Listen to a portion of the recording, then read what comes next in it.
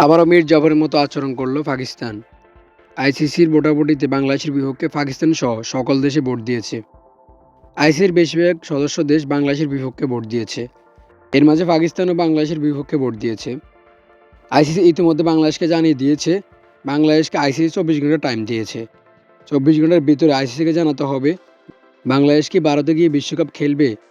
এখন যেহেতু বাংলাদেশের অবস্থান পরিষ্কার, 24 ঘন্টার ভিতরে আইসিসিকে জানাতে হবে যে তারা ভারতে বিশ্বকাপ খেলবে কি না। নাহলে স্কটল্যান্ড চূড়ান্ত হয়ে গেছে বাংলাদেশের পরিবর্তে। তাই বলা যাচ্ছে বাংলাদেশের অবস্থান পরিষ্কার। এখন কি চিন্তা করছে বাংলাদেশ ক্রিকেট প্যান, কি চিন্তা করছে বাংলাদেশ ক্রিকেট বোর্ড বিসিবি। যেহেতু আমাদের অবস্থান মোটামুটি পরিষ্কার, আমরা ভারতে বিশ্বকাপ খেলব না, তাহলে 24 ঘন্টা অপেক্ষা করার কী দরকার। আজকে জানিয়ে দেওয়া হোক আইসিসিকে যে বাংলাদেশ ভারতে বিশ্বকাপ খেলতে যাবে না।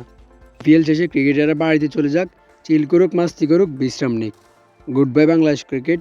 শেষ পর্যন্ত আইসিসির জয়, ভারতের জয়। হেরে গেল বাংলাদেশ, বিষয়টি এমনই হয়ে গেছে।